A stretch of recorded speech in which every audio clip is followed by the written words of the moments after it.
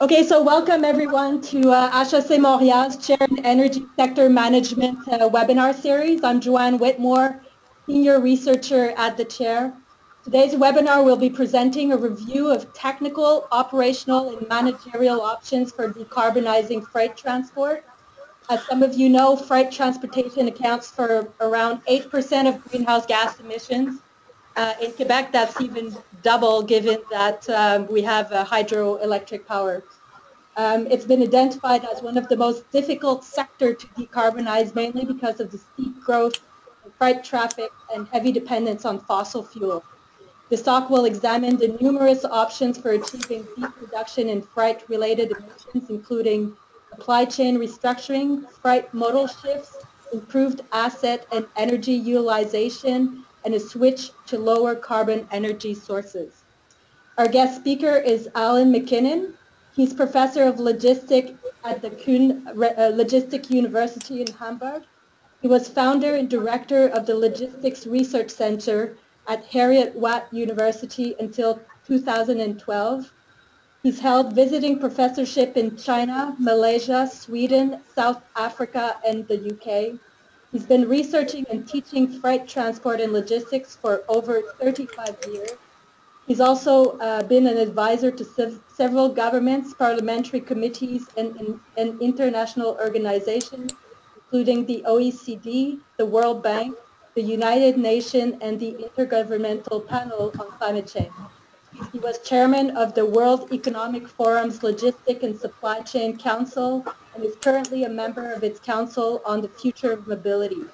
He was a member of the European Commission's high-level group on logistics and until recently was chairman of the Transport Advisory Group of the EU's Horizon 2020 research program. In 2003, he received the Sir Robert Lawrence Award, the highest distinction of the UK Chartered Institute of Logistics and Transport. So without further ado, it's my pleasure to welcome Alan. His presentation will last about 40 minutes, and then we'll have 20 minutes to take questions.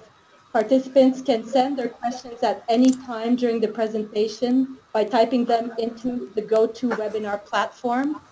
And if we can't take all your questions, because currently there's 63 participants from around the world, which is amazing, you will be able to send the questions directly to Alan afterwards. So without further ado, Alan, the floor is yours.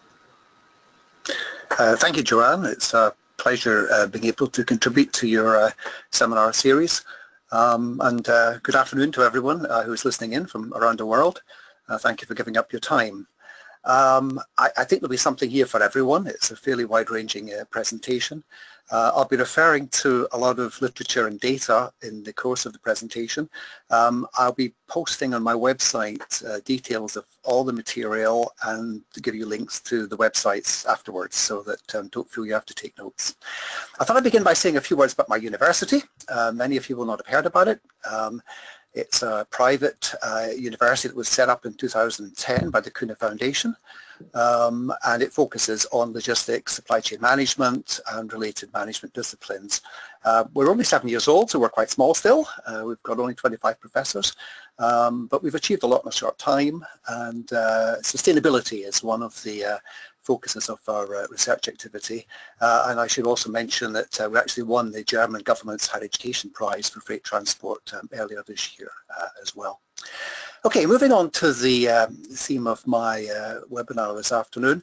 I thought it'd be useful before reviewing the options for decarbonising freight transport to set the scene by looking at the contribution that freight makes to greenhouse gas emissions, looking at how they're forecast to increase, how they split between transport modes and also different parts of the world. Joanne mentioned in her introduction that I was involved in with the IPCC in the fifth assessment report. I was one of the lead authors of the transport chapter, and I've put on the slide there some data from that chapter. For all of transport, passenger and freight, we reckoned in 2010 emitted about 6.5 billion tonnes of CO2 equivalent. On a business usual basis, that would go up to about 12 billion by 2050. But by 2050, if we want to stay within a 2-degree temperature increase by 2100, all human activity will have to be constrained to about 20 billion tonnes by then. So if transport were to retain its current share of about 14 to 15% of those emissions, then the transport footprint would have to drop to about 2.8 billion tonnes from 6.5 at present, and that's going to be very challenging, particularly for the freight sector. Joanne mentioned the figure of about 8% of emissions from freight. It's gone up a bit since 2010, when it was estimated to be about 7%.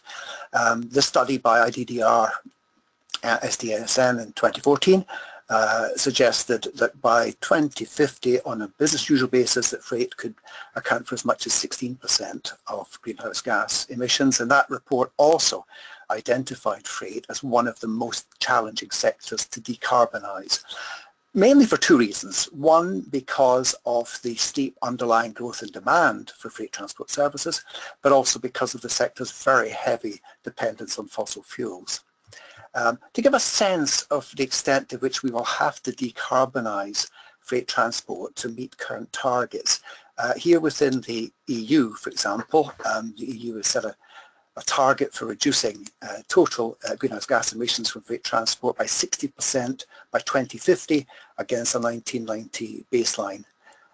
Now, if one looks at the growth in freight since 1990, and looks at the current forecast for the future growth of freight traffic in Europe to 2050, that will mean we will have to reduce the carbon intensity of freight transport in Europe by between 80 and 85%. A recent report by Smokers and others from TNO described this as a factor 6 reduction that will be required, and that is going to be extremely tough, as we will see. One other point I will make at this stage, the countries which submitted INDCs, intended nationally determined contribution statements, to COP21, only about 13% of those INDCs say anything at all about freight transport. So in many countries it seems that the decarbonisation of freight transport is not as yet on the policy radar. The main source of long-term forecast data for the freight sector comes from the International Transport Forum, which have constructed large models, partly drawing on the OECD's international trade model. So their latest report, published earlier this year, suggests that by 2050 we may see as much as a 3-fold increase in total ton kilometres by all freight modes. Ton kilometre is the standard unit of measurement that we have for freight transport. And you can see from that graph how that growth would be spread across the various transport modes. Almost nothing in terms of ton kilometres from air transport, as you can see. You need good eyesight to see those columns. But of course it represents a lot in value terms, and because the carbon intensity of air cargo is very high, in carbon terms it would represent a bigger share. And if we also look at the amount of CO2 emitted by that growth, the IATF reckon about 70% of emissions currently come from the two main surface modes of transport, road and rail. But even by 2050, they reckon that percentage will be similar. If we just focus on surface freight, moved by road and rail, and look at how the growth will be distributed around the world, one thing that stands out very clearly is that much of the future growth in freight ton kilometres will be in the Asia Pacific countries. I should also have said in the case of the previous graph that the main growth is going to be in shipping. It's the international movement of freight by sea which is predicted to account for a very large share of future freight traffic growth. But because the carbon intensity of maritime transport is relatively low, that doesn't translate into a huge increase in ton kilometres. Road share, according to the ITF, of CO2 emissions from freight transport in 2050 will be almost 2/3, about 62%. And it's partly for that reason that in this presentation, a lot of the references that I'll be making will be to road transport. I'll be saying very little about air and not a great deal about sea either, because I'm tightly time constrained. One of the key points I think I'd like to make at the start is there's a very close correlation between economic growth and the growth of freight traffic. The graph at the top comes from a recent report by the International Energy Agency on the future of trucking. What they did was they assembled as much data as they could on the relationship between economic growth and road freight traffic growth between 1971 and 2014. Hence the large number of data points in that graph from a whole range of countries around the world. Having done a regression analysis, they then discovered that there's a very, very close correlation between these two variables. For a 1% increase in GDP, you'd get around a 1% increase in road ton kilometres. An earlier paper in 2012 looked at that relationship for all traffic, not just by road, by other freight transport modes. Did it for a range of countries, the ones at the top, the continental-sized countries like US, Canada, Australia, and at the bottom, the smaller countries. And what it does is it shows the interrelationship between the freight emissions per capita on the vertical axis and GDP per capita on the horizontal axis. And one can see, again, there's a very close correlation between those variables.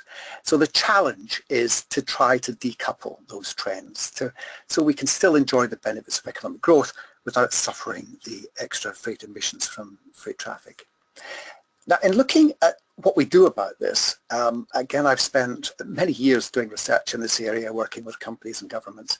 And the mindset of many managers and policymakers is that the way we solve this problem is by focusing on vehicle technology and switching to alternative fuels. Now, both of these things, as we will see, can make a big contribution. But to achieve the really deep reductions in carbon emissions that we require from this sector, we've got to do a lot more than that. I call this my rectangular onion diagram because we can push out the boundary and look at the other things we can do. We also have to look at the way in which we maintain our vehicles in the freight sector. We've got to look at the way those vehicles are operated. We've got to look at the loading of the vehicles. Beyond that, we've got to look at the routing and the scheduling of the vehicles, and that's by all transport modes, not just by road. We have then got to look at the allocation of freight between transport modes. And then finally, we've got to look at the design of our logistics systems and our supply chains. Because we really have to deploy that breadth of options to stand any chance, it seems to me, of getting the emissions down to the required level. Because if we confine our attention simply to the inner layers of that diagram, all we will do is reduce emissions per vehicle kilometre. But all the projections suggest that total vehicle kilometres are going to increase hugely in future decades. So if you factor those two things together, we'll inevitably end up with more emissions. Only by acting in the outer layers of the diagram will we be able to rationalize the freight system and thereby reduce the total amount of freight kilometers, thereby standing any chance of achieving an absolute reduction in total emissions. So thinking then of the range of options available to us, one quite handy way of classifying them is to refer back to what's called the HEC Identity, which was fairly fundamental to the IPCC thinking way back in 1990, applied to the economy as a whole, looking or relating total CO2 emissions to population, GDP and energy worldwide. Now what I've done is adapted the HEC Identity to the freight sector. I should say this is an identity rather than an equation. What it does is it decomposes freight CO2 emissions into several parameters, or ratios if you like. These are four of the key ratios. One is the ratio of ton kilometres to GDP, what we call transport intensity. The second relates to the utilisation of freight assets, which links vehicle kilometres to ton kilometres. How much vehicle traffic do we need to move a given amount of ton kilometre? The third is energy efficiency, relating energy consumption to vehicle kilometres. And the fourth is the carbon content of the energy used in the freight transport sector. And we have to do that calculation for all the different transport modes. And then we've got to look at the allocation of freight between those modes. So if we factor all that together, then we get a measure of just how much CO2 is emitted by the freight sector. Now, unfortunately, most countries in the world lack the necessary data to calibrate that type of analysis. But not all countries. The IDEE SDNSN report that I mentioned earlier did research in 15 countries around the world and tried to measure those intensity values and then to project them forward to 2050. And as you can see, countries varied a lot in the extent to which it was felt that these intensity values could be reduced. The good news is that I think if you look at the color coding of the columns, in almost every case the green column for 2050 is smaller than the blue column for 2010. So the expectation is that all of those critical parameters will reduce and push CO2 emissions in the right direction. There are a few exceptions, I think, for India, for example. So there has been some work done in this area, pulling together what data is available on these intensity values. But it has to be said that currently the measurement of CO2 emissions from freight transport is an inexact science. In the years I've been working in this area, I've encountered a lot of inaccuracies, a lot of anomalies. One was in the case of the UK government's measurement of CO2 emissions from road freight. What our research revealed was there are many different ways in which you can manipulate the available data to get very different estimates of the trend in CO2 emissions from trucking in the UK. That's at the macro level. At the micro level, again, there have been complaints that we lack a standard global method of measuring CO2 emissions from freight. Although help is at hand, there was an organisation set up a few years ago called the Global Logistics Emissions Council, which has established a framework for doing this and is trying to harmonise the measurement of CO2 emissions from freight transport operations. What they have done is try to build on previous work, and they're pulling together the different methodologies, different reporting standards, and currently are getting a lot of engagement from big companies. So the hope is that we're going to see a harmonisation in the way we measure freight emissions. I argue that that has to be a multidimensional harmonisation. It's got to span different industry sectors, commodity groups, different geographies, transport modes, and we're still some way, I think, from achieving that. The other thing is targeting. A colleague and I did some research some years ago looking at the targets that are being set by big logistics companies around the world to cut their carbon footprints. Again, I think that was all quite promising. Not just logistics providers, but manufacturers. I mean, Unilever, for example, several years ago set itself an objective of cutting the carbon intensity of its global logistics by 40% between 2010 and 2020. But there's a problem with all these targets because almost all of these corporate targets are carbon intensity based, relating carbon emissions to the level of logistical activity. And that is very different from the targets that governments and international organizations are setting, which are absolute targets. And at some point, we're going to have to try to reconcile these absolute targets with the carbon intensity targets of the business world.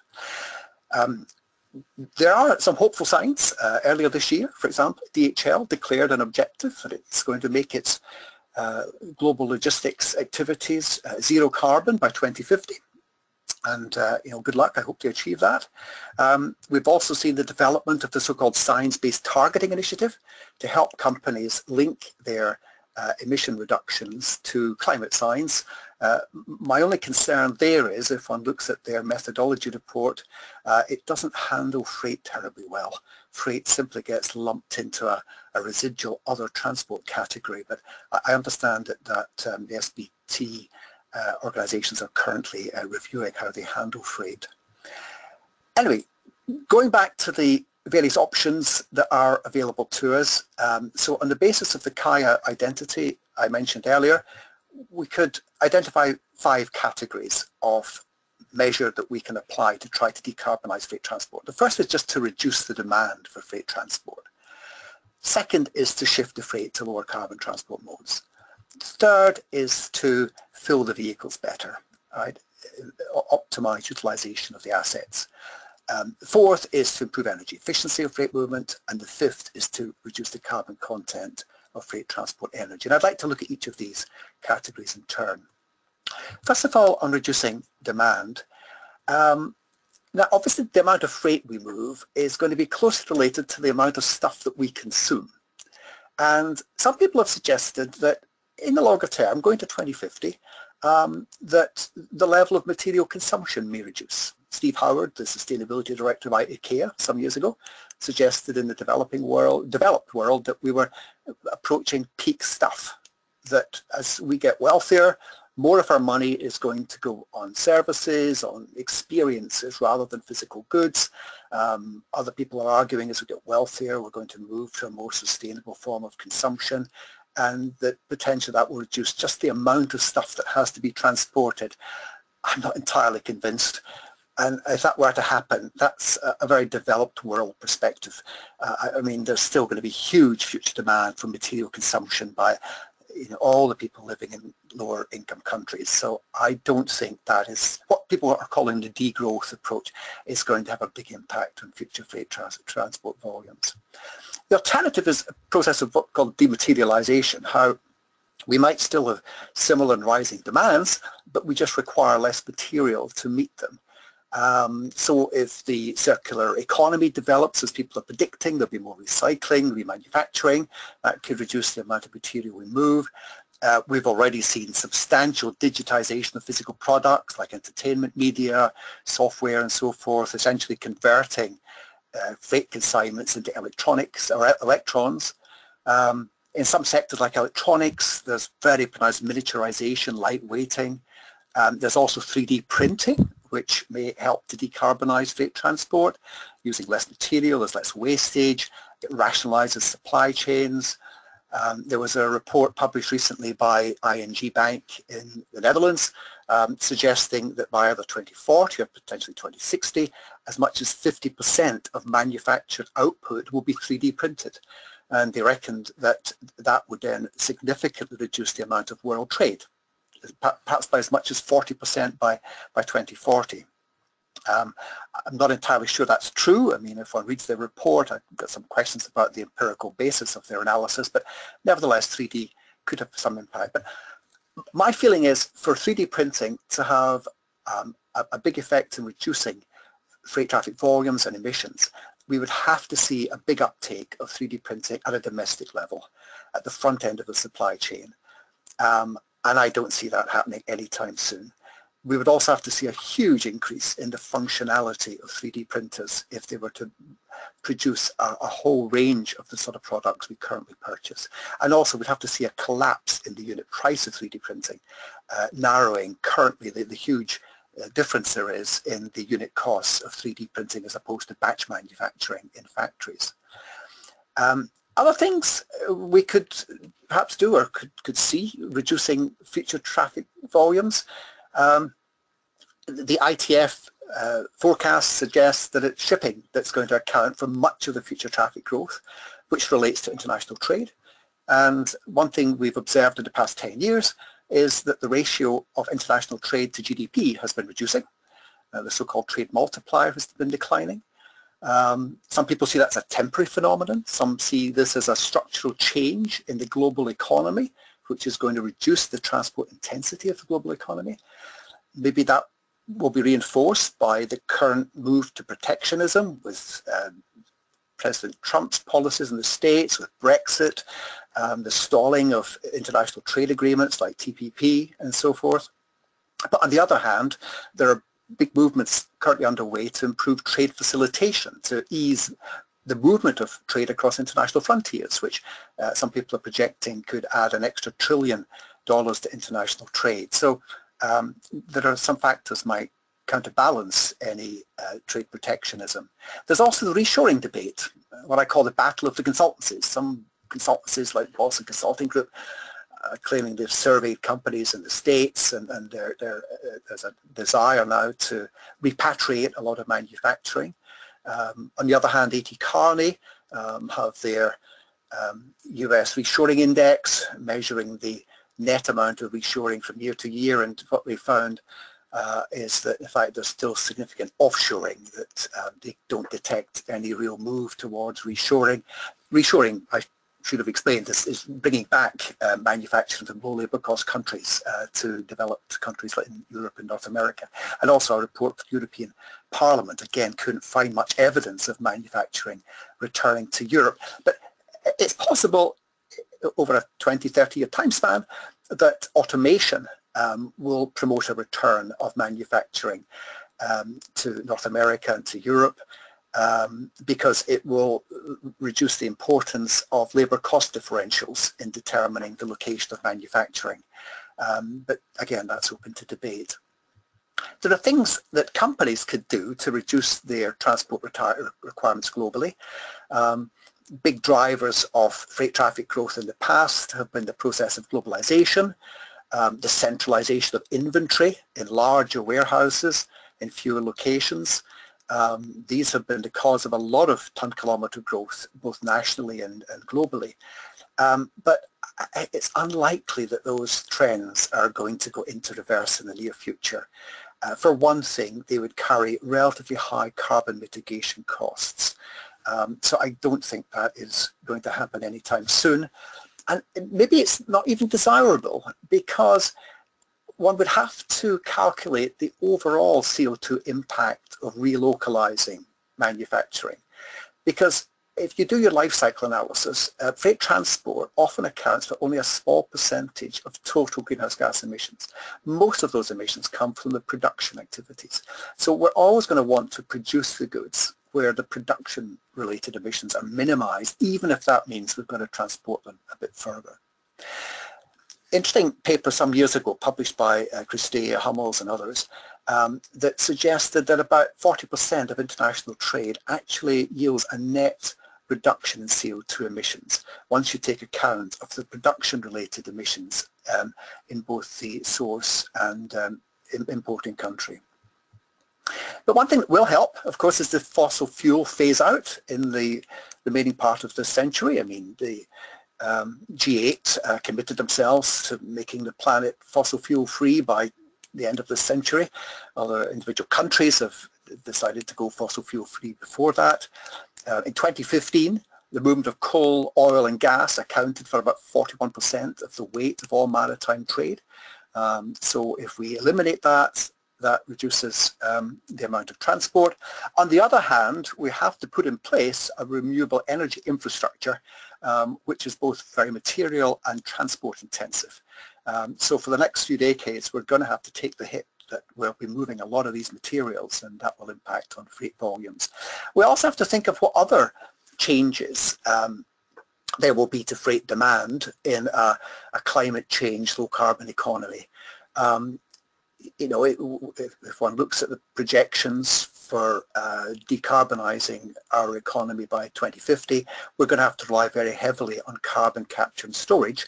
So we're going to have to move a lot of liquid CO2 to wells where we can bury the stuff, and that will generate freight movement. There's currently a huge increase in demand for air conditioning, which is partly sensitive, obviously, to climate change. In countries like India and Indonesia and Brazil, we're seeing 10 to 15% increases in air conditioning. We're going to have to adapt our transport infrastructure, indeed the whole built environment, to climate change, which is going to, that climate proofing is going to involve a lot of material movements. And you know, 3% of the world's population lives within 5 meters of sea level. So we're going to have to rehouse people, and the construction sector will therefore be generating a lot of extra freight transport. So factoring all that together makes it very hard to assess to what extent we could reduce the demand for freight transport over the next few decades. Moving on to the second category of measure, which is shifting freight to lower carbon transport modes. That has been a very popular option. with governments and politicians for many years. The INDC submissions I mentioned at the start to COP21, they were analysed again by Surya Gota. He found that by far the most popular decarbonisation measure mentioned by governments was freight modal shift. I want to understand why, because if one looks at the carbon intensity of the different transport modes, they vary enormously.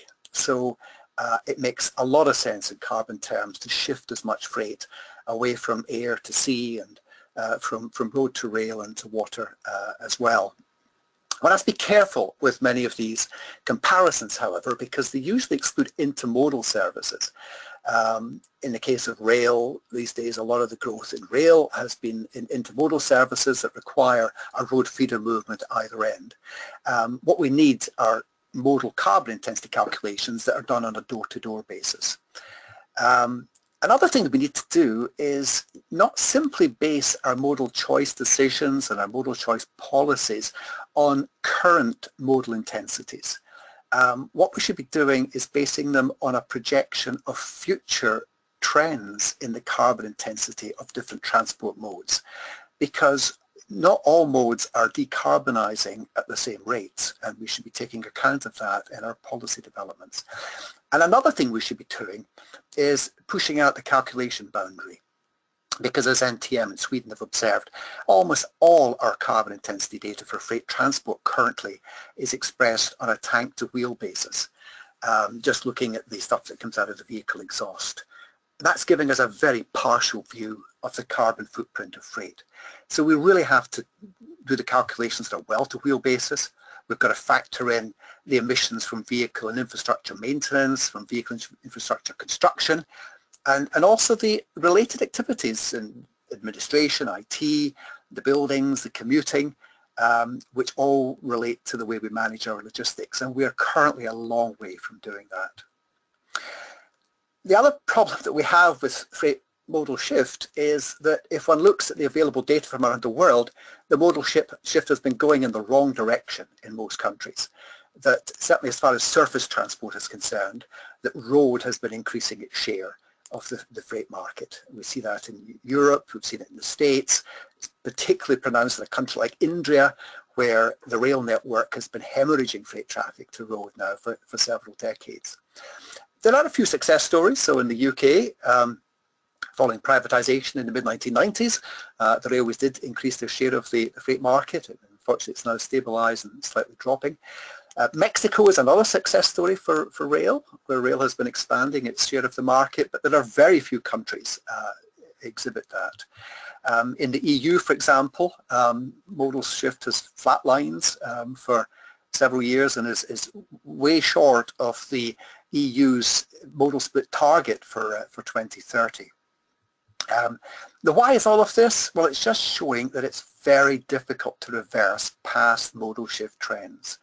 That where governments have intervened to try to adjust the freight modal shift, the best they've been able to do in many cases is slow the decline into lower carbon modes.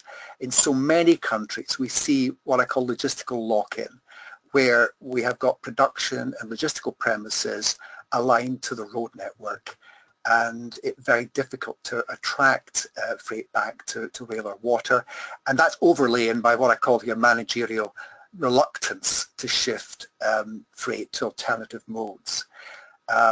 So we shouldn't underestimate the difficulty we face in trying to get more freight traffic back onto lower carbon modes.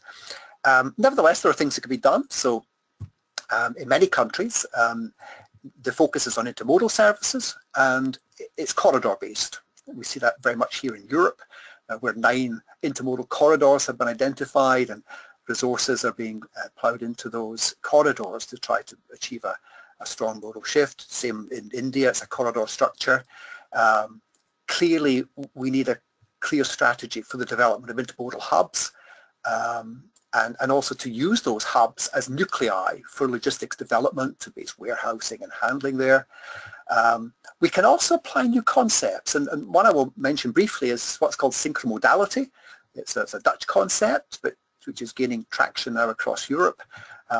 Fairly simple idea, as the name suggests. It's where the alternative modes like rail and water synchronize their services. in an effort to make it easier for companies to shift mode, to minimize delays at intermodal terminals, to make that modal shift seamless. And one could even extend it beyond that. I flag up a paper that I've been involved in, written by one of our PhD students in the Kühne, which looks at the relationship between freight modal choice and inventory management by companies within the supply chain. Because if one looks at all the inventory a company holds, not all of it is time sensitive, requiring movement by air or by road. Some of the replenishment of inventory is fairly regular and stable, and much of that could actually transfer to slower transport modes. And of course, there are then lots of other things that governments can do and have been tried in many cases.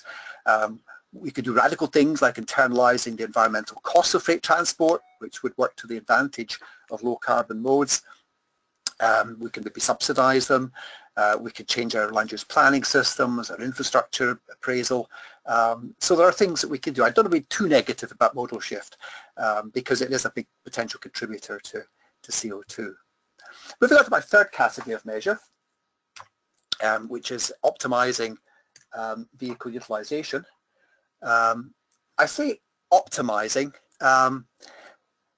because, sorry, I'm jumping outside. Yeah, let's just first of all talk about empty running. Because empty running is the most glaring example of freight vehicles being underutilised. Regrettably, we only have data for the empty running of trucks. I have never in all my time seen data on the empty running of planes, ships or trains. But obviously there is empty running in those sectors as well. Patchy data from around the world. So in Europe, it's estimated about 20% of trucks run empty, or truck kilometres are empty. Again, you can see there's similar data for the US, for Australia, for India. So a lot of people think, why don't we eliminate that empty running? There are good reasons for that. I mean, a lot of empty running is structural. It's caused by geographical imbalances in traffic flow.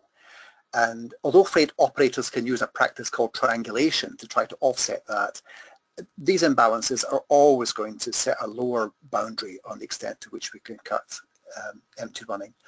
There's also a lack of knowledge of available loads, although online freight exchanges these days are making it easier for companies to find loads to backload their vehicles.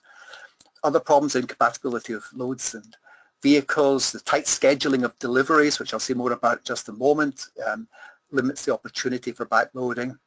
In countries like the UK, where the average road haul is short, it's hard to justify backloading. So there are often perfectly good reasons for trucks running around empty. We did an analysis some years ago to try to estimate the potential for reducing empty running. We had this lovely data set involving about 9,000 freight journeys in the food supply chain in the UK. And we did a retrospective analysis to see how many opportunities for backloading were actually missed. But what we discovered is that once you build in all the various operational constraints, that the number of feasible backloads reduces quite dramatically. Now, that's the situation in the UK. I wouldn't want those results necessarily extrapolated to other countries. In the UK, the length of haul is relatively short, but it does suggest we've got to be realistic about the extent to which we can cut empty running to reduce carbon emissions.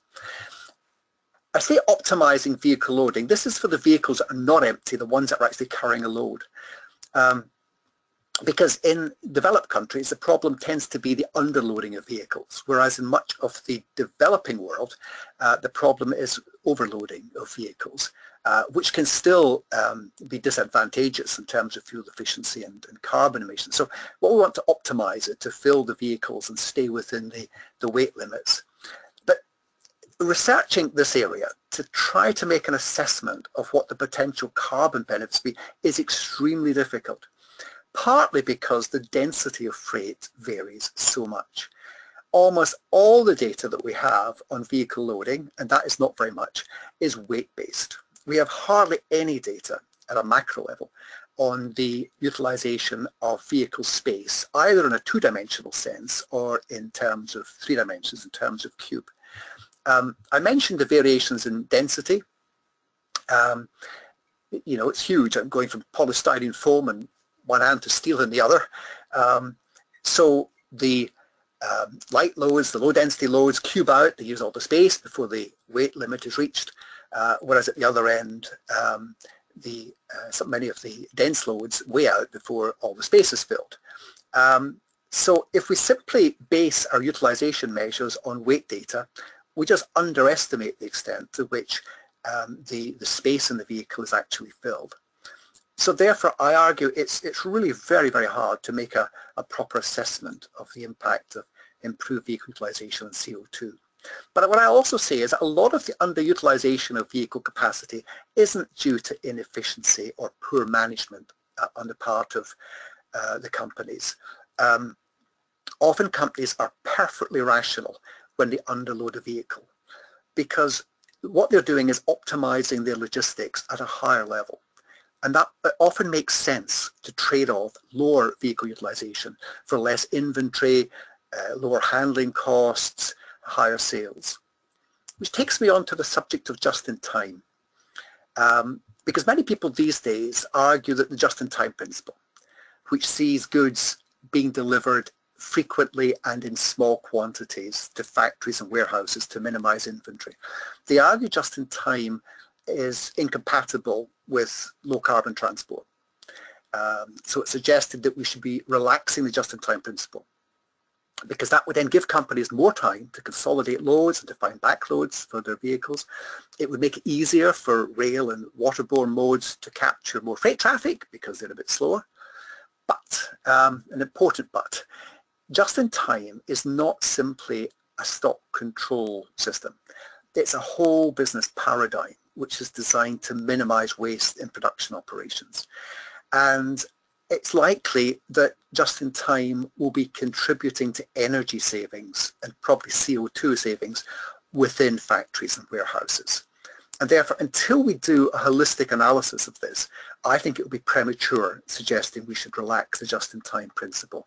We may save some carbon in the transport system at the expense of increasing carbon emissions elsewhere in the production and logistics systems. However, having said that, it's not to deny that I think there is a potential for cutting carbon emissions by rescheduling supply chain processes.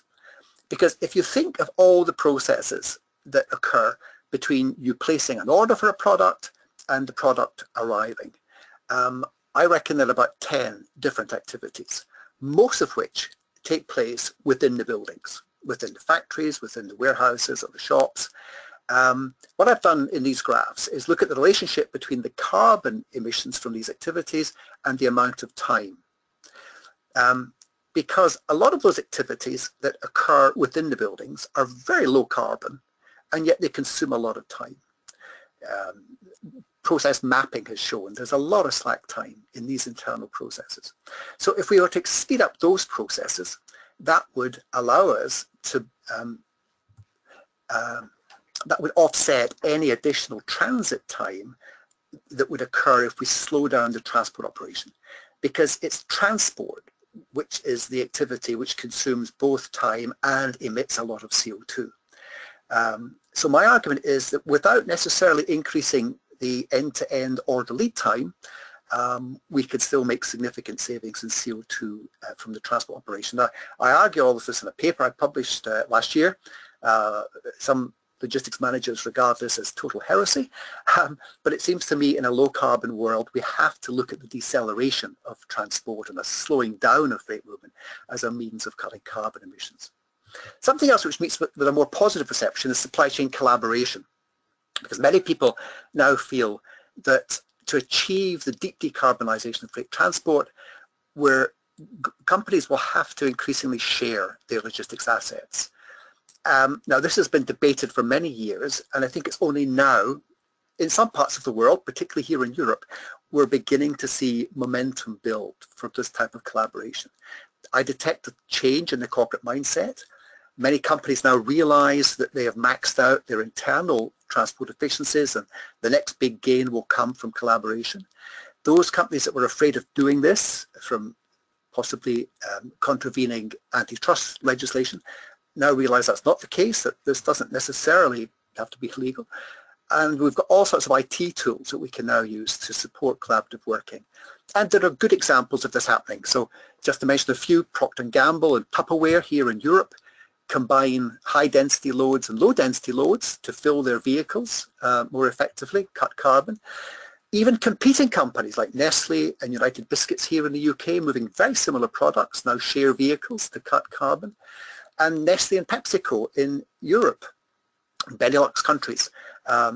There's a detailed bit of modelling work been done here, looking at the CO2 emissions per tonne of product delivered if the two companies handle their logistics separately.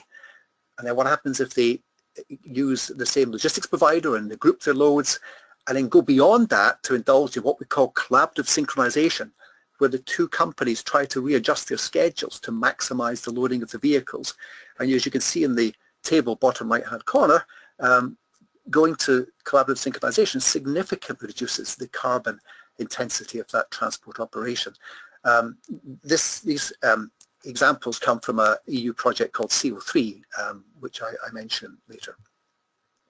Now, looking beyond the immediate goals of supply chain collaboration to the more distant future, there's something called the physical internet, which is a very fashionable concept here in Europe. It's not the Internet of Things, right?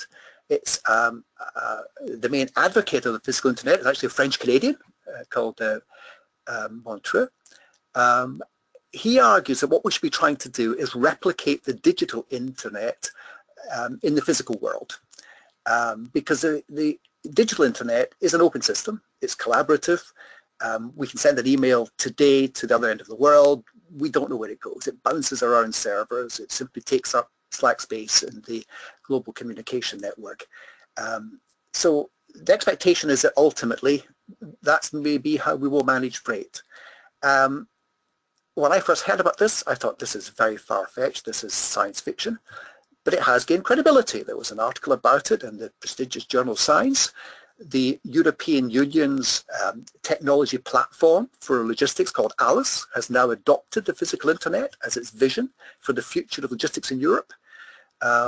And one of the benefits of that is it will allow us to greatly improve the utilization of freight vehicles, of warehouses and so forth, which will carry economic as well as environmental benefits.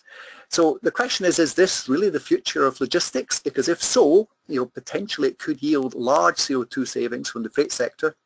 I simply ask, however, if it's likely to be realized in sufficient time for us to meet our current carbon reduction targets. One other thing we have to think about when looking at utilization of assets is possibly relaxing the size and weight of trucks. Because if one goes for what you call in Germany gigaliners, or in Canada and the US you call them Rocky Mountain doubles and turnpike doubles, you can substitute 2 trucks for 3, allowing you to consolidate loads, cutting energy consumption and CO2 emissions per ton kilometre. Various studies have been done here in Europe to show that you get significant carbon savings from doing this. Problem is not everyone is happy about it.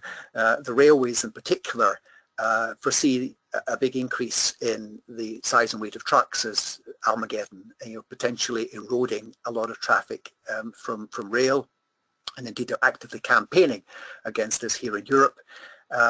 Depends very much how you calibrate the cross-modal elasticities in doing these calculations, however. But what this does highlight is a conflict, if you like, between different decarbonisation initiatives in the freight sector. The desire on the one hand to get as much freight as possible onto lower carbon modes like road and rail, like rail and water. But on the other hand, we want to maximise the efficiency of road freight. And there's an obvious conflict, it seems, between those two strategies. Moving on to my fourth set of options, improving the energy efficiency of freight transport. Again, huge potential for doing this. There's been a lot of research done in recent years looking at the potential for upgrading truck technology to reduce energy consumption. Studies in the UK, in France, in the States, for example. I mean, President Obama, commissioned the Supertruck project, which came to fruition in 2014 with a vehicle that was significantly more fuel efficient, Class 8 truck, than the previous ones. We've got a good understanding now of the various things that we can do, turbocharging the vehicles, low rolling resistance tires, lightweighting the vehicles. There are a whole suite of technologies that we can apply. Also, data from the US, from the North American Council for Freight Efficiency, suggests that we're seeing significant uptake of these technologies as well, which is very reassuring.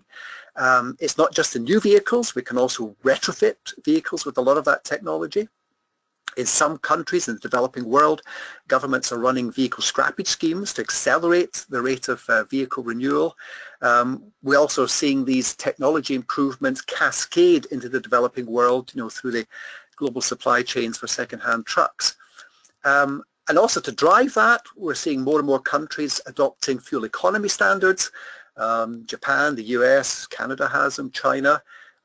Here in Europe, we've been dragging our feet a bit, but with our new computer simulation model for this called Vecto, it's expected in the next few years we're going to have fuel economy standards for trucks here in Europe as well. It's not just trucking. In the maritime sector, the IMO has introduced its EEDI system for improving the energy efficiency of new ships as well. Another thing which is obviously beneficial here is improving the aerodynamic profiling of vehicles, either individual vehicles, where you get a few percent reduction in fuel consumption from doing these various things. I call this a 360-degree view of aerodynamics. It's not just what you do at the front of the vehicle, it's also the back and the sides and even the underside of the vehicle as well. So works mainly in developed countries where we've got better infrastructure and vehicles travel at higher speed. You don't tend to get the same benefits in much of the developing world where average speeds are currently slower. But it's not just individual vehicles. Platooning of trucks, again, will yield fuel efficiency benefits. Last year here in Europe, we had the so-called platooning challenge, where platoons of trucks were run from various locations to converge on Rotterdam, just to demonstrate that the technology worked and could be operated on a cross-border basis. Research in the States with Class 8 trucks by Lambert and others have looked at the potential fuel savings you can achieve. The lead vehicle obviously gets a smaller fuel saving than the ones that are further back in the convoy, but nevertheless even the front vehicle gets a fuel saving. And the International Road Transport Union recently published a report on the future of commercial vehicles here in Europe, and they reckon that by 2030 as much as 10% of long distance road freight will be in platoons, and that could rise to 40% by 2050, and you can see the resulting carbon savings from that. There's also more efficient driving of vehicles. It's often argued this is one of the most cost-effective ways of cutting carbon emissions in the road freight sector, training drivers to drive more fuel efficiently, and then having done that, use telematic monitoring to make sure that the driver continues to apply good driving practices. And there are obviously devices one can use to support this, anti-idling devices, as adaptive and predictive cruise control again. And then of course we can go beyond that and just automate the vehicle. And again, that technology has now been demonstrated. I'm sure many of you will have seen the YouTube video of the auto truck carrying Budweiser beer in Nevada. The International Transport Forum earlier this year published a report on driverless trucks, reckoning that they could account for as much as 25% of road freight movements by 2040. More recently, the US Postal Service has reckoned that by 2025, about 25,000 of their rural delivery routes will be served by automated vans. And the feeling is that automated vehicles will drive themselves more fuel efficiently than manually driven ones. International Energy Agency reckons that truck automation will yield a 15 to 25% improvement in fuel efficiency. Roland Berger, using US data, reckon that by 2040, automation of trucks may reduce total fuel consumption by 10% below the business as usual trend, what would otherwise be the case. Another thing, going back to my deceleration arguments, slow driving on the high seas, slow steaming, again, has been proven to be a very effective, cheap way of reducing energy consumption and cutting CO2 emissions in the freight sector. Already we see trucking companies voluntarily reducing the maximum speed and the governors they have on the engines of their vehicles. And they can do that in a way that doesn't reduce the quality of service, but does significantly reduce their energy and CO2 emissions. And in the case of slow steaming, which is now pretty widespread across the maritime sector, the International Maritime Organization in 2014 estimated that between 2007 and 2012, that over that period, the average at-sea speed of ships reduced by about 12%, and they think that translated into something like a 27% reduction in fuel consumption and related to that CO2 emissions in that sector. And then hurriedly moving on to my final category of measure, which is reducing the carbon content of the energy that's used in the freight sector. Again, a lot of research has been done looking at the potential greenhouse gas savings from switching to biofuels or electrifying freight services. Many of us, including myself, years ago felt this was the main way we would decarbonise freight, certainly switching to biofuels, though we've, I think, had to revise our initial optimistic projections. I think there's now greater uncertainty about what the net greenhouse gas impact is of switching to biofuels. There's a limited supply of biofuels in most countries. I mean, they tend to be produced by a sort of cottage industry. There's a lot of competition for the available biofuels. Other sectors are trying to get them. Obviously, in the case of gas-based biofuels, there's a lack of refueling infrastructure. And I should say, we're not just talking biofuels, we're also talking about switching to natural gas and liquid petroleum gas and so forth. In an earlier webinar in this series, Rosie Dominguez-Foz gave an excellent presentation on the methane leakage problem in this sector, which again reduces the net carbon savings. And indeed, if one looks at some of the research, suggests that running a truck on biomethane on a well-to-wheel basis can actually increase the emissions against a diesel-powered vehicle. So we've got to be so careful, it seems to me, in switching to these alternative fuels.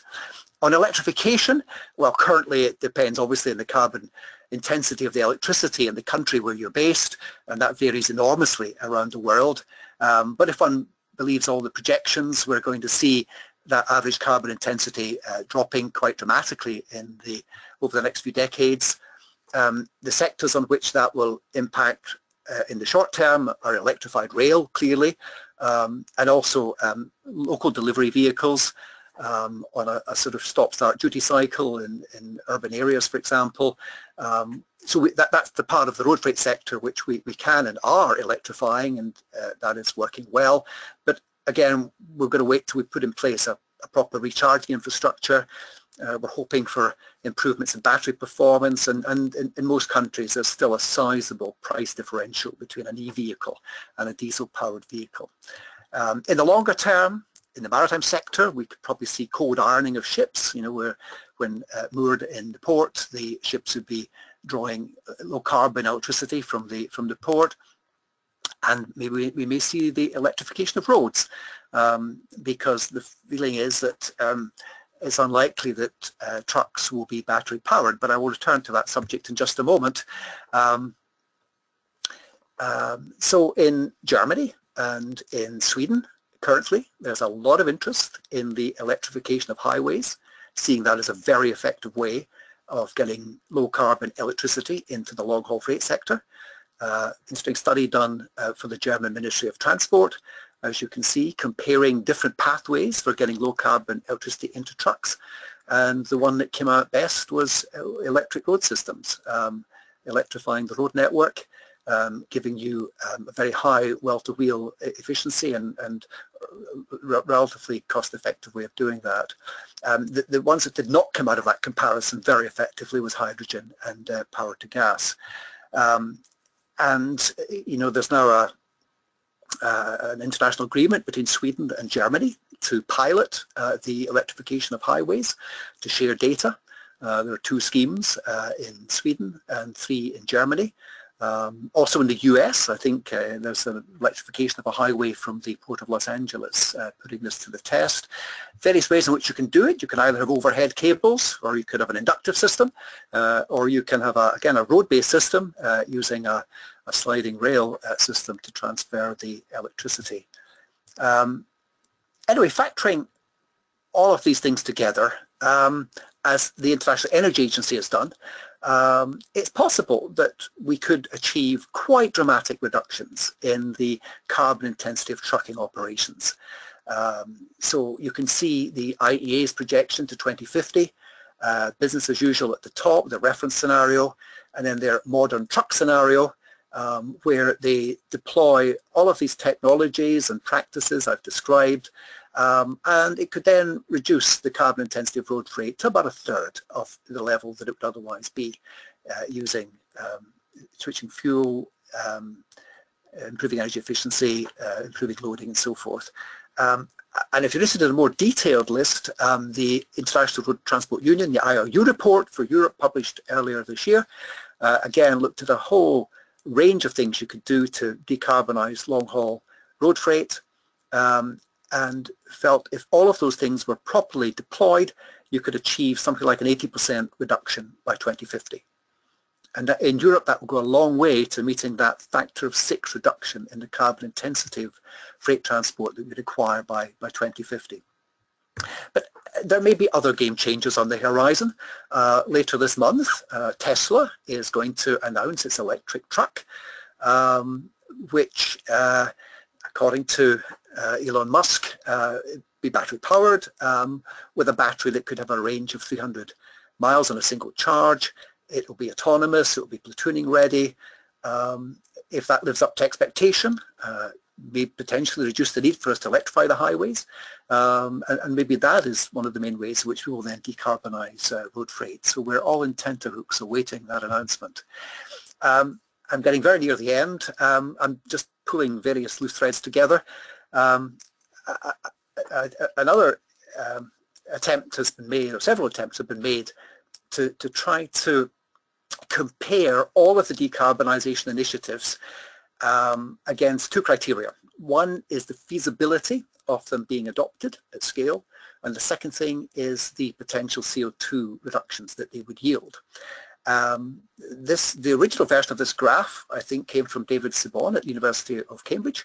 It was then adapted by the International Energy Agency, and now the Smart Freight Centre, I think, have also slightly modified it.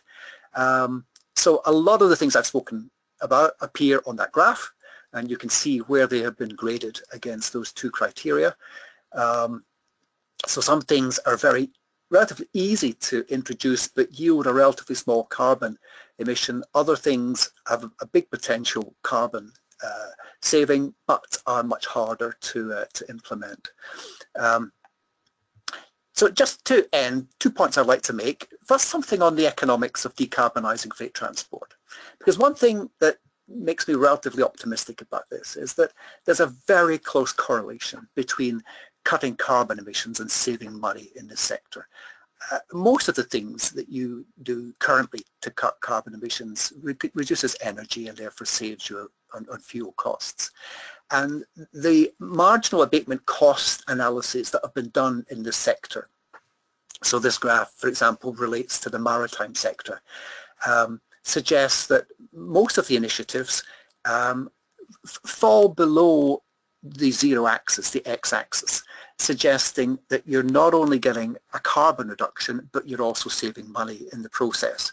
And relatively few initiatives actually cost you money, where you actually have to trade off higher costs for lower carbon.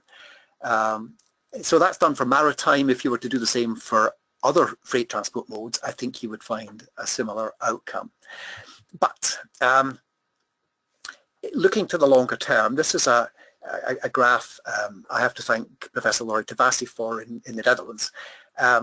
What Laurie and others argue is that we're currently in the low-hanging fruit phase of freight decarbonisation. when most of the measures yield cost savings, fairly fast payback. But unfortunately, if we harvest all of that low-hanging fruit, it will not take us to our desired level of carbon reduction, which is the red dot in that diagram. We're in the future going to have to do more painful things. We're going to have to make larger investments. We're going to have to rebalance a lot of the logistical trade-offs on things like just-in-time, for example. But even that probably won't get us there. We're going to have to do more draconian things where we have to probably sacrifice economic growth, poorer return on investment, profitability. It may require tougher government regulation, the internalization of the environmental cost of freight transport with a very high carbon price. That's what may be required ultimately to achieve those deep reductions.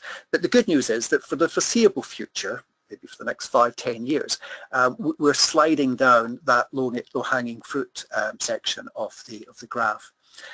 The other worry I have, though, is that those decarbonisation measures that save you money also have the risk of rebound effects, because if we make freight transport cheaper, the danger is that that will stimulate additional demand for freight transport. So we've got to be very careful about some of these rebound effects. And then finally, just to say that there's a lot of good work being done around the world in this area. We've seen a proliferation of green freight programs in recent years in different parts of the world, all intent on improving the environmental performance and in particular decarbonising freight transport operations around the world. The organisation in the middle there, the Smart Freight Centre, based in the Netherlands, set up 3 or 4 years ago, has a fairly central role to play in all of this. It acts as a sort of umbrella organisation and is doing great work in assisting this decarbonisation process. It also contributed to this Global Green Freight Action Plan that was published in 2015, which is run mainly, I think, by the Climate and Clean Air Coalition. So we've got a good idea of what we should be doing. The challenge now is in motivating companies and governments to do the right thing, because we have the means of decarbonising freight transport globally by a large amount. We just need the will and the leadership to do it. And I think that's my last slide. Those are my contact details. As I said, references and links to all the material I've referred to can be accessed on my website. I'm currently finalising a book on the decarbonisation of logistics, which should be available around the middle of next year. I hope you found that of interest, and I'll be happy to answer any of the questions that you may have come up with. Thank you.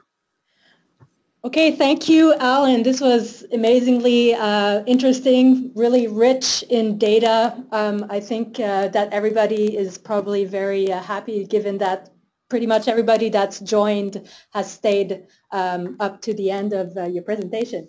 So there are several questions. We've gone a little bit over time, but I will take some. And if I don't read your question, please don't hesitate to simply send it directly to Alan afterwards. Many of you have asked if the presentation will be, the PowerPoint presentation will be available. Yes, it will. Actually, I'll send it to all participants. And this webinar has been recorded and will be available on the YouTube channel of the chair of HEC Montreal. So the first question is, I'll just read them, and if you can take 1 minute quickly to give an answer, that would be great, given that there are several questions. So the first one is, how do you address logistics in a world where private operator, national and international stakeholders are not inclined to collaborate with each other and share their own private transportation data and performance transportation costs and logistics? That's a very good point. And it's an issue which has come up when people talk about the physical internet, because if that were ever to materialize, we would have to have full sharing of assets and data worldwide.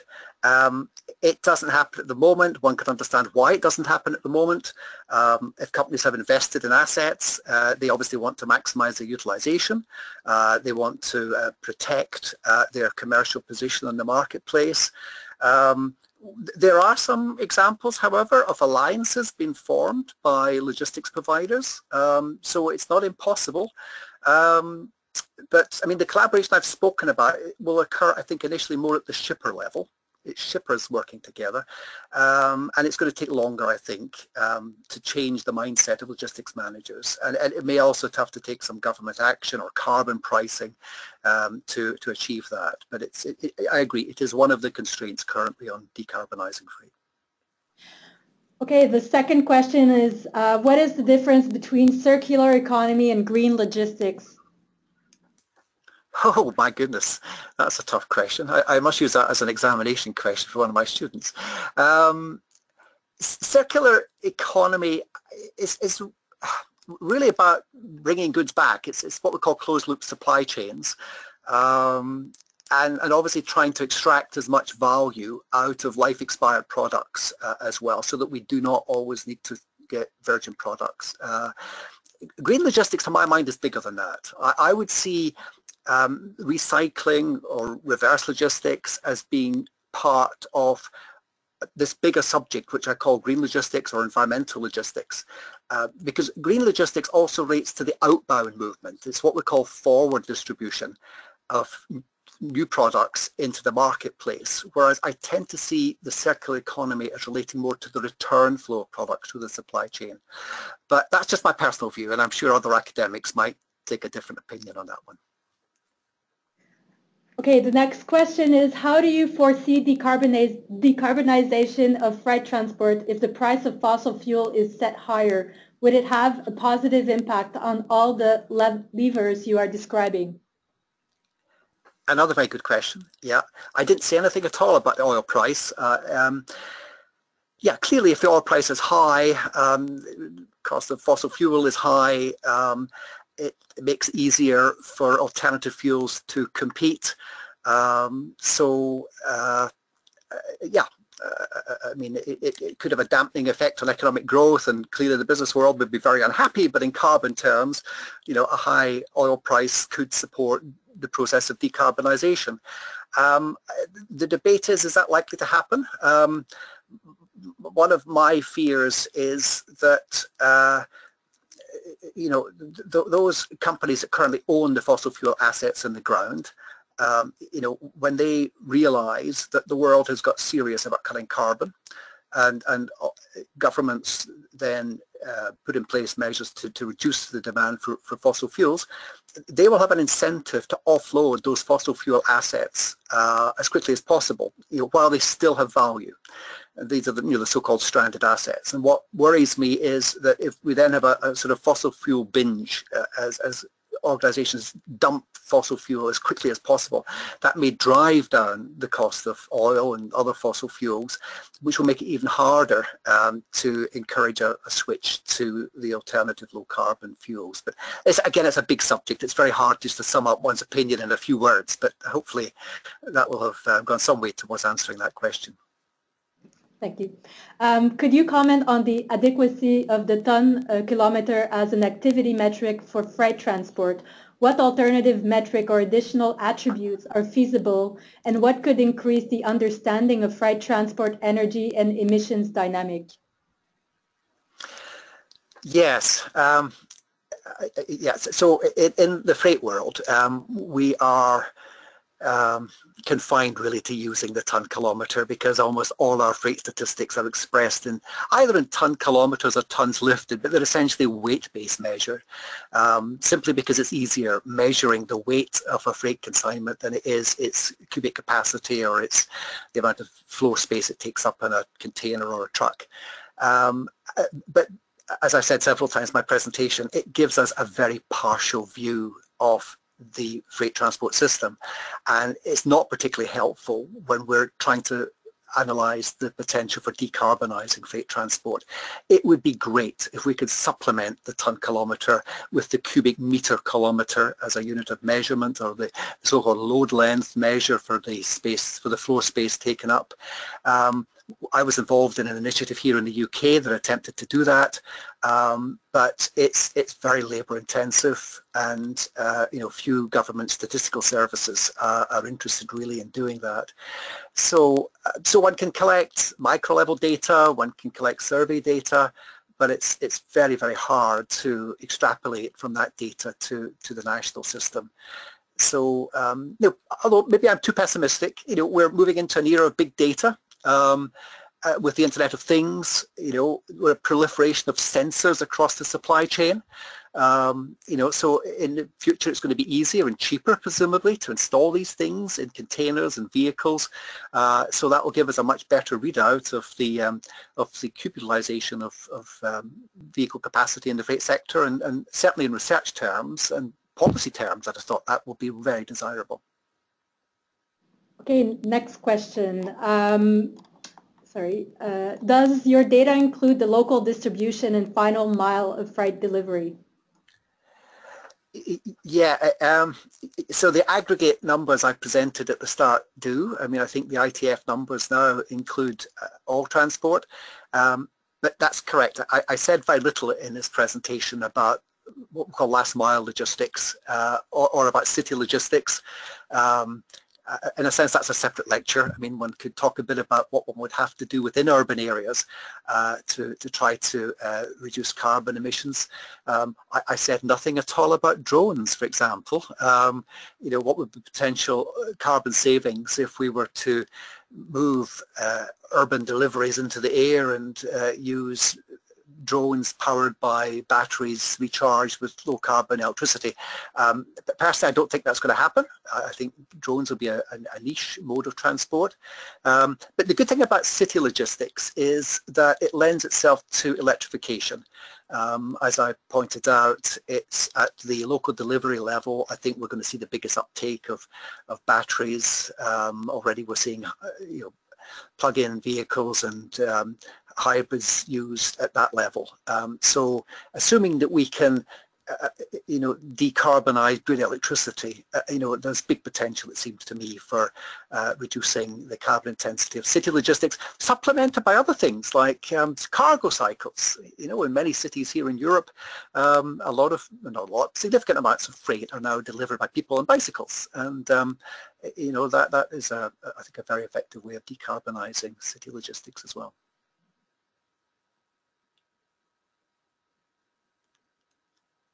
Anything more?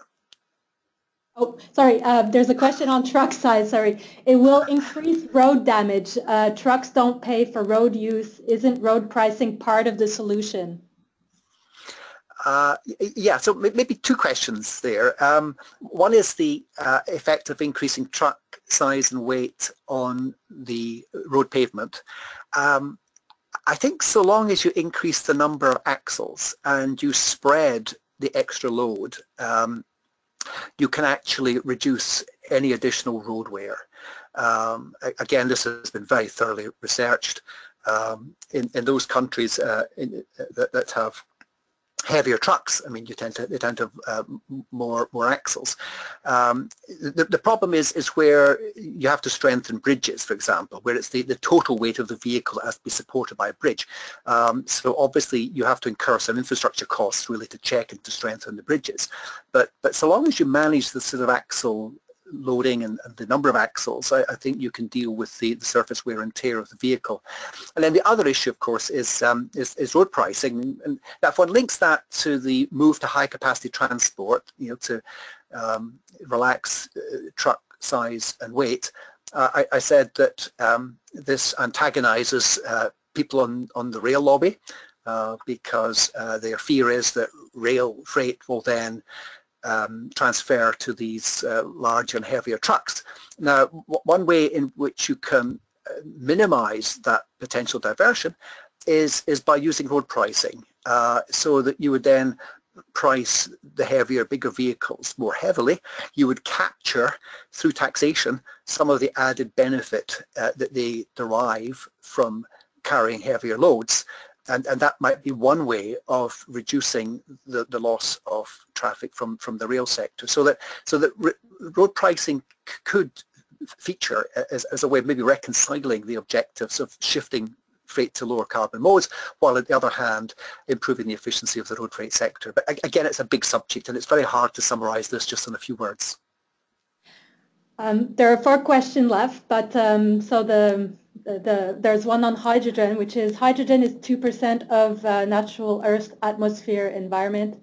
It is produced from natural gas up to 95% according to the current available output.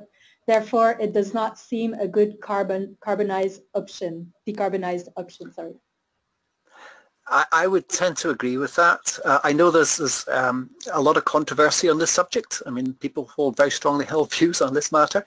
From my understanding of it, a lot of energy gets used in producing the hydrogen and distributing it and feeding into the fuel cells and so forth. The table in one of my slides from a study done for the German government again shows that relative to the other pathways for getting low carbon electricity into the freight transport system, it does not come out very strongly. But some people argue in the future we're going to be inundated with zero carbon electricity, and therefore it doesn't matter if we waste some energy in using hydrogen as our medium. But I don't think we're going to be in that position for a long time. So I think low carbon electricity is going to be very precious. We're going to have to use it very carefully, and therefore, for that reason, I'm not persuaded that hydrogen is a big part to play in the decarbonisation equation. Thank you.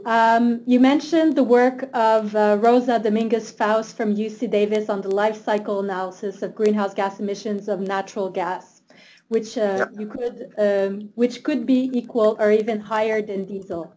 Do you plan to address this question in your forthcoming book, and will you adapt your material accordingly? Example, charts about greenhouse gas intensity of fuels. I've written that section. Yes, there is a section in there on methane leakage from the, it's not based on any original research I've done myself, but what I've done is reviewed the literature in this area. So yeah, I'll be doing my best to summarize the sort of current state of knowledge on that. So it's emissions from the fuel supply chain, but also from the vehicle itself. I mean, here in the UK, I've been involved with the Sustainable Road Freight Centre, and the members of that team have published a paper recently looking at methane leakage from dual fuel vehicles here in the UK. And they suggest that comparing that with a diesel-powered vehicle, there's actually a net increase, significant net increase on a well-to-wheel basis of the total greenhouse gas emissions. So if the recommendation is to how what I include in my book, that is take it on board, and there is a section in there. It's such a fast-moving subject. The problem, I should have finished this book about 6 months ago. The problem is that there's so much new material coming out the whole time. So it's like having to hit a moving target.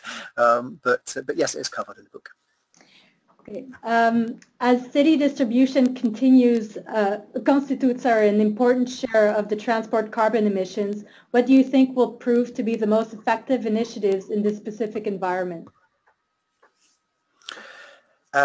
Well, it gets back to the answer I gave a few moments ago.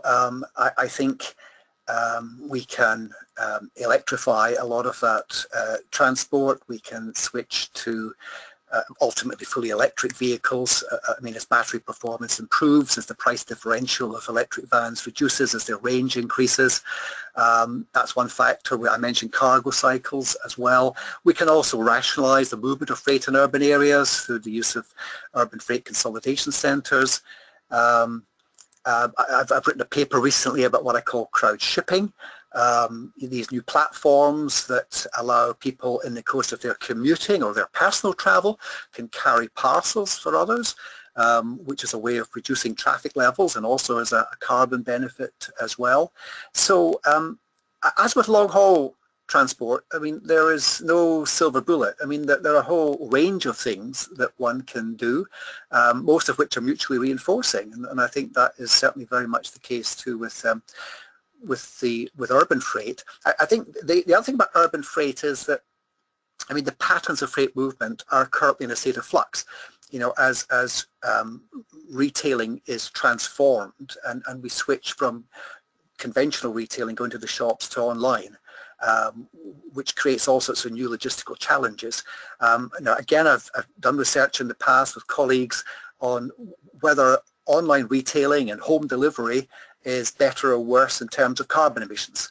And our papers, which admittedly are now about 10 years old, suggested that if the choice is between you driving to the store to pick up the goods or having the goods delivered in a van, which is reasonably well filled and is electric or battery powered, there's no question it's actually better to have the goods delivered to your home. Now, what happens when cars get electrified? What happens when we get automated vehicles and so forth? You know, that will change the basis of the calculation. So it's very hard to predict longer term how all of this will pan out. And a lot will depend on this interface between personal transport and freight transport. Currently that interface is shifting, and that's got an impact on the amount of carbon that gets emitted in the process of us obtaining products either from shops or from the internet. So there's some ideas. You know, it's very hard to give a hard answer to that subject, but it's certainly a fertile area for research, and I know many people are currently working in that field. Okay, thank you, Alan. There's one last question. So it says, many of the abatement measures require an upfront investment for the logistics service providers, yet they operate in a market that is driven by short-term contracts and low prices required by shippers. Do you have practical examples of how shippers and logistics service providers can work together to break this paradigm? Yeah, that's a very good question. Again, research has been done in this area, asking logistics service providers how motivated they are to green their operations or to decarbonize them. And an answer that they constantly get back is that they don't sense that their clients, that the customers of are all that interested or are willing to pay extra for a lower carbon service. Right now, you could take the view, why should a lower carbon service be more expensive? Because if a lower carbon service is a low energy service, then you save on your fuel costs, and therefore it can be hard for a logistics provider to justify a higher service when the energy costs presumably are lower. On the other hand, as the questioner rightly pointed out, often the logistics service provider has to make some sort of investment, you know, in more expensive electrified vans, for example, or you know, renewable energy equipment at a distribution center. Therefore, if they're making that sort of investment, one would hope they would be able to recoup that and earn a healthy return on that investment by getting a higher rate from their shipper. Can I quote an example? I can't offhand quote an example of a partnership, if you like, between a logistics service provider and a shipper where they've worked together to find ways of decarbonizing, where there's been a fair sharing of the costs and the benefits. You know, I'm sure I can find one, and I could maybe by email respond to that question. But maybe that's the way it should proceed. Maybe we have to engage the shipper community so that they appreciate what investment the logistics providers have to make to decarbonize their operations, and maybe be prepared to pay a bit more for a greener service. But that then gets entangled within the trade negotiations within the freight market. And one thing that does trouble me is that if one looks at some of the surveys that have been done where shippers are asked, you know, what are the criteria you take into account in deciding which carrier to use, and then they rate those options, environmental performance, regrettably, is often well down the list. It's the rates, the freight rates, it's the reliability, it's the customer service, and currently the environmental performance is not a major differentiator. I'm sure that will change, you know, as we get ever more serious about cutting carbon emissions, when we start to monetize carbon, when there are carbon taxes and carbon prices and it features on companies' balance sheets, then carbon intensity of logistics will become a much more important selection criterion, but we are, I think, still some way from achieving that. Okay, well, thank you so much, Alan. This was a great presentation, and everybody that had, if you had more questions, please do send Alan directly an email. I think there was somebody that wanted to have a specific reference to a publication you made. I think the best is just to send you that question directly. And as I mentioned, the video recording of today's webinar will be made available as well as the presentation. I'll send them by email to all participants. And with that, thank you very much, and stay tuned. We always have additional webinars, and we welcome again everyone to participate. Thank you. Thank you.